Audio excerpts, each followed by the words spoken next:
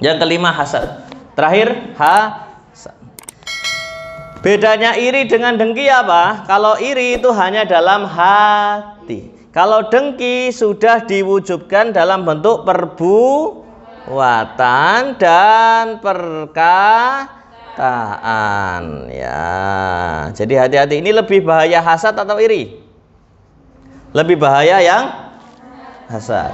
Karena hasad ini seseorang yang sudah irinya sangat akut, kronis, hatinya bergemuruh kalau lihat orang itu, orang lain mendapatkan kenikmatan, hatinya marah, akhirnya diwujudkan dengan perbuatan dan perkataan. Perkataan apa? Fitnah.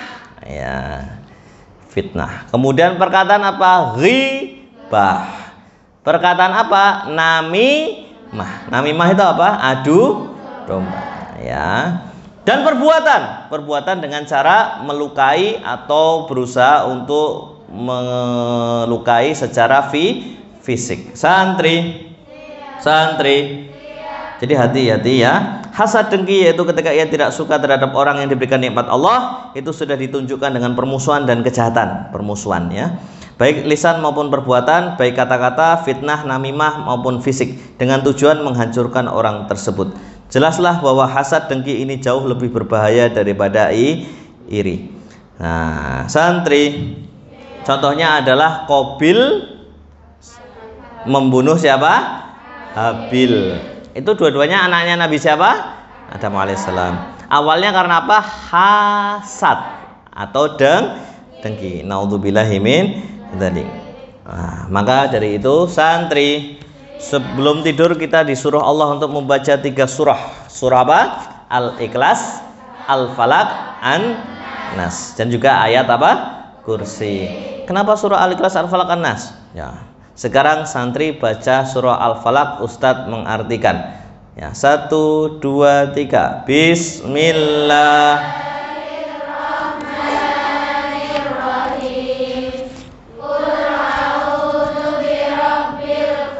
Stop. Katakanlah, aku berlindung kepada Allah, Rabb yang menguasai subuh. Nah, lanjut. Min syarri ma. Stop. Artinya dari kejahatan makhluk yang ia ciptakan. Nah, jadi kalau kita baca doa ini, Allah akan melindungi kita dari kejahatan segala makhluk yang ia ciptakan, baik manusia, jin maupun binatang. Lanjut. Wa min syarri sikin. Dan dari kejahatan malam apabila telah gelap gulita. Biasanya kejahatan terjadi pagi hari atau malam hari? Malam. Maka kita berlindung pada Allah. Lanjut. Wa min nafasati. Dan dari kejahatan tukang sihir, penyihir wanita yang meniup pada buhul. Nah, kalau kita baca doa ini, baca surah ini secara teratur dan meresapi maknanya, insya Allah segala jenis sihir, santet, pelet, copet, apalagi itu semuanya mental, tidak akan bisa melawan orang Islam yang beriman. Lanjut terakhir. Wa min syarri hasidin. Dan dari kejahatan orang yang hasad, orang yang dengki apabila ia telah dengki. Santri, ini penting sekali baca doa ini karena sebaik-baiknya seseorang pasti ada yang iri atau iri. Pasti ada yang dengki atau dengki. Orang yang punya usaha, usahanya sukses, pasti ada yang dengki. Orang yang punya pekerjaannya bagus, pasti ada yang dengki. Bahkan ustadz yang terkenal juga ada yang dengki. Ya, itu memang dalam hidup begitu. Maka kita berlindung pada Allah. Karena hasad itu sangat membahayakan. Hasad juga bisa terjadi pada orang yang beriman. Contohnya siapa? Ketika saudaranya Nabi Yusuf melempar Yusuf ke dalam apa? Sumur. Ya, yaitu ketika mereka berkata, sesungguhnya Yusuf dan saudara kandungnya Bunyamin lebih dicintai oleh ayah kita daripada kita sendiri. Padahal kita ini adalah salah satu golongan yang kuat. Sesungguhnya ayah kita adalah dalam kekeliruan yang nyata. Surah Yusuf ayat ke-8. Astaghfirullahaladzim. Itu karena hasad, karena dengki. Santri, hasad tidak ada untungnya. Tidak ada untungnya memelihara sifat iri, dengki. Betul atau betul? Nggih napa nggih? Karena itu semua rezeki sudah diberikan oleh Allah. Terakhir sebelum saya tutup ya.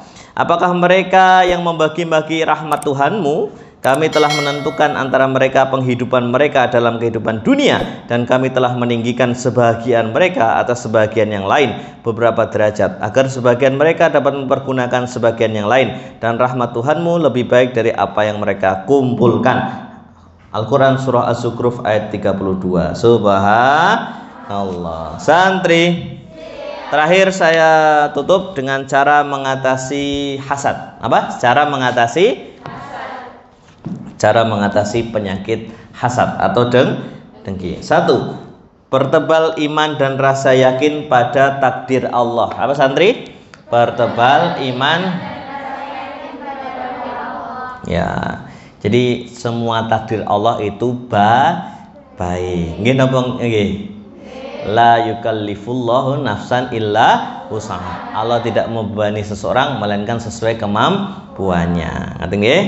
2. Selalu bersyukur dengan yang sedikit ya. Nabi Muhammad SAW bersabda, barang siapa yang tidak mensyukuri yang sedikit, maka ia tidak akan mampu mensyukuri sesuatu yang banyak. Hadis hasan riwayat Ahmad nomor 278. Alhamdulillah. Ustadz Doni baru menikah, pasti sedang masa perjuangan. Dulu saya juga sama Ustadz Doni ya.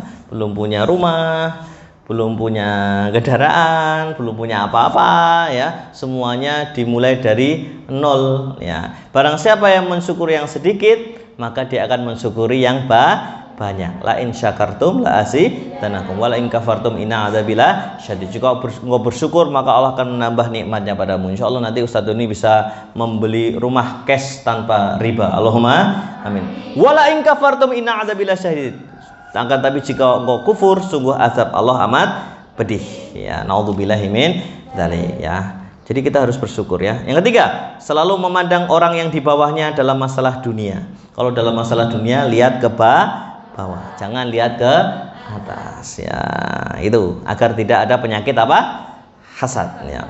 4. Banyak mendoakan orang lain yang mendapat nikmat dalam kebaikan, karena jika kita mendoakannya, kita akan dapat semisalnya. Wah, ini penting ini. Ini ilmu dari guru saya. Dulu kan orang hasad ya, misalkan ada Alphard ya, saking mantepnya Alphard ya. Alphard lewat, nah itu paling sing duwe koruptor. Nah, itu ada iri dengki. Harusnya bukan begitu. Kalau ada Alphard lewat, ya Allah semoga engkau mudahkan aku bisa membelinya cash. Allahumma amin. Wah itu loh enak gitu mas.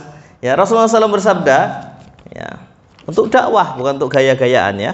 Doa seorang muslim kepada saudaranya ketika saudaranya tidak mengetahuinya adalah doa yang mustajab, terkabulkan. Di sisinya ada malaikat yang bertugas mengaminkan doanya kepada saudaranya ketika ia berdoa kebaikan kepada saudaranya. Malaikat tersebut berkata, amin, engkau akan mendapatkan yang semisal dengannya. Hadis sahih riwayat Muslim nomor 2733. Alhamdulillah. Santri, ingat ya, jadi orang itu harus senantiasa mendoakan yang baik, ojo gumunan, ojo iri, ojo dengki. Siap atau siap? Siap. Semoga Allah menghindarkan kita dari 5 penyakit hati ini. Allahumma amin. Semoga Allah melindungi kita dari riya, melindungi kita dari ujub, mencegah kita dari sombong, melindungi kita dari iri, dan mencegah kita dari hasad. Allahumma amin. Matur nuwun nggih santri, mohon maaf Ustadz Babang ini panjang 2 SKS. Tapi insya Allah sangat bermakna, bisa diambil pelajarannya, dan nanti kita akan doakan bersama dosen kita dari UGM yang berhasil mendapat titel profesor, yaitu Ibu Triana Hertiani. Nah setelah doa kami mohon untuk kita mengucapkan bersama-sama selamat untuk beliau, karena beliau selama ini banyak mensupport kegiatan Panti Asuhan Khairun Nisa, walaupun beliau tidak pernah kesini karena beliau menjaga ikhtiar untuk menjaga karena masih pandemi, tapi beliau sering sekali transfer untuk biaya hidup, biaya sekolah anak-anak yatim. Semoga jadi pahala amal jariah. Allahumma amin. Mohon maaf lahir dan batin. Aku qouli hadza wastaghfirullah innahu wal ghafurur rahim. Ngaten nggih Ustaz Bambang, ngapunten terlalu panjang nggih Ustaz nggih. Mohon maaf nggih Ustaz Doni, semoga bermanfaat. Terima kasih santri, semoga semuanya bahagia dunia akhirat. Allahumma amin. Wassalamualaikum warahmatullahi wabarakatuh.